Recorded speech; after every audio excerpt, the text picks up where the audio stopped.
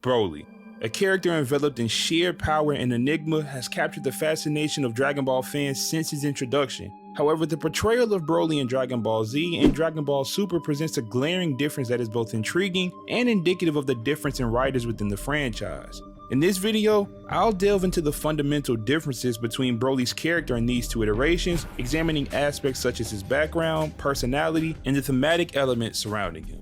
In Dragon Ball Z, Broly is introduced in a movie titled Broly the Legendary Super Saiyan, and from that title you would think of a being with unparalleled power, and upon his first introduction he seems anything but legendary. He's very reserved and Vegeta believes that he's far stronger than this new Saiyan, but we learn later in the film that Broly's origin story is rooted in tragedy and vengeance, marked by the trauma of a young Goku crying next to him, and that last part is kinda BS to me. This seemingly trivial incident fuels a deep-seated hatred that drives what we later learn is a brutal and destructive monster with evil intentions. Broly's character in this context is relatively one-dimensional. After his true personality is revealed, he is primarily a force of nature, embodying the trope of an unstoppable monster whose primary motivation is to wreak havoc and destruction. On the other hand, Dragon Ball Super reimagines Broly with a more nuanced and sympathetic background. This version of Broly is exiled to a harsh, desolate planet after being discarded by King Vegeta due to his immense power, which is seen as a threat.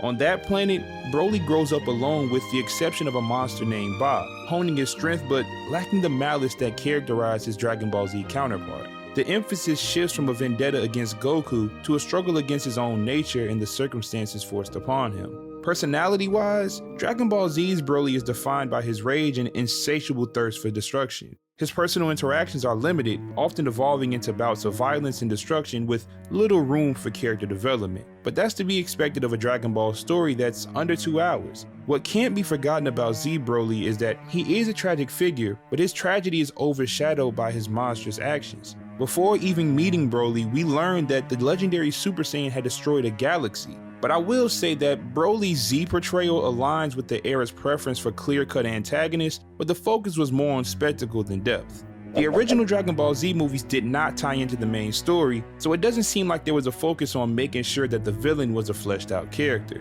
So Broly's lack of character isn't something I hold against the Z version, but it is a point I have to give to the Super version. Dragon Ball Super's Broly offers a character who is more than just a powerhouse. This Broly is a complex character struggling with his identity and the control over his own power. His interactions, especially with characters like Chi-Lai and Lemmo, showcase his capacity for compassion and vulnerability. This Broly is not driven by a singular obsessive hatred, but by a desire to find his place in an environment of people that fear his potential. This shift reflects a broader trend in modern Dragon Ball storytelling, creating multi-dimensional characters with relatable struggles. A couple of examples being Zamasu, Jiren, and Granola. Now, the thematic elements surrounding Broly also differ significantly between the two versions. In Dragon Ball Z, Broly's story is a straightforward tale of revenge and destruction, encapsulating the raw and primal fear of an unstoppable force. The narrative is heavily action-oriented with little room for introspection or moral ambiguity. Broly is the epitome of a classic Dragon Ball villain, whose defeat is necessary for the heroes to prevail. In contrast, Dragon Ball Super presents Broly's story as one of survival, resilience, and the quest for self-acceptance. The themes are more introspective, exploring the consequences of power and the struggle to maintain one's humanity. Broly's battles are not just physical, but also internal, as he grapples with his own identity and the expectations placed upon him by his father and later Frieza. This approach resonates with newer audiences who appreciate a deeper exploration of character motivations and psychological depth. That last part is just my opinion. The relationship between Broly and the main protagonist also highlights these differences. In Dragon Ball Z, Goku's conflict with Broly is straightforward. It's rooted in a past encounter that seems almost arbitrary in its significance. The fight is a clash of titanic powers, with the Z fighters barely managing to overcome Broly's overwhelming strength. This dynamic reinforces the high stakes and the dire nature of their confrontation, but it lacks a personal connection that could add emotional weight. In Dragon Ball Super, the relationship between Broly and the protagonist is more intricate. Goku and Vegeta recognize Broly's potential not just as a threat, but as a fellow Saiyan who has been wronged by their own racist history.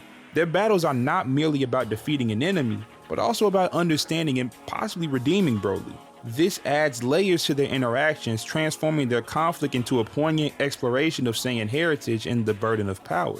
And something I also noticed is the audio and visual presentation of Broly in these two versions. Dragon Ball Z's Broly is depicted with an almost grotesque emphasis on his size and power and his sheer physicality reflecting his monstrous nature. The music and voice acting accentuate his brutality, creating an atmosphere of relentless aggression. This portrayal is designed to instill awe and fear, capturing the essence of Broly as a living weapon. The song that plays when Broly first transforms and how he's almost growling really hammers this idea home. While Dragon Ball Super still showcases Broly's ridiculous power, it adopts a more balanced approach. The animation highlights not just his strength but also his agility and emotional expressions. The soundtrack complements this by incorporating more varied tones, reflecting Broly's multifaceted nature. Go back and watch the fights in this movie and really listen to the OST, you'll see what I mean. This nuanced depiction aligns with this version's overall theme of portraying Broly as a tragic character rather than a mere villain who needs to be taken down. The narrative structure for each Broly also reveals key differences. Like I said earlier, Dragon Ball Z's movies, including Broly's, exist in a continuity that is hard to give meaning to, with events that rarely fit neatly into the main timeline. This allows for high-stakes, self-contained stories, but can limit the depth of character exploration due to time constraints. Z Broly's narrative is intense and impactful, but ultimately episodic. Dragon Ball Super integrates Broly's story into the broader continuity of the series. This allows for a more comprehensive development of his character over what could be multiple movies, episodes, and manga chapters. He'll have the opportunity to interact with various characters, and the audience will have the chance to see him grow over time. The extended narrative framework enables a more gradual and organic exploration of Broly's journey, making his integration into the Dragon Ball universe feel more cohesive and meaningful. And when you take a step back, I think the differences between Broly and Z and Super reflect a broader evolution in the Dragon Ball franchise's approach to storytelling. Dragon Ball Z's Broly is a product of his time, embodying the raw power and spectacle that defined that era of Dragon Ball. He is a character of immense impact but limited depth, designed to inspire awe and fear through sheer physicality and relentless aggression. When you see him fight, it's almost always a holy kind of reaction. Dragon Ball Super's Broly, on the other hand, represents a shift towards more nuanced and emotionally resonant storytelling. He is a character with a meaningful backstory, complex motivations, and a multifaceted personality.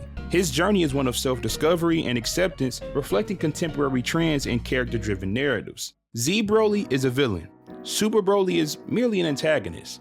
Both are victims of circumstance, but Z Broly embraces his trauma while it seems Super Broly is trying to work through his. Z Broly loses control to get to his legendary form, but once he's in it, he embraces the monster he is. Super Broly loses control, and that's really it. At the end of the day, both versions of Broly are characters I enjoy. Dragon Ball Z's Broly offers an adrenaline-fueled experience that captures the essence of 90s Dragon Ball, whereas Dragon Ball Super's Broly provides a deeper, more emotionally engaging story that resonates with modern audiences. It's kinda cool how each version can be symbols of how the franchise has changed over time. But now is the moment of truth. Which version of Broly do I think is better? I gotta give it to Dragon Ball Super. If you asked me this question when I was 10 years old, I would have said the Z version with no hesitation. But as I've gotten older, I appreciate stories with more depth and meaning, so the choice at this point was a no-brainer. But that's just me. I want to know what you think, so let me know down in the comments which version of Broly you like more. But with that being said, I want to thank you for watching the video. If you haven't already, please hit that like button and subscribe for more videos like this. But with that being said, this is BigTune, and thanks for watching. Y'all have a good one.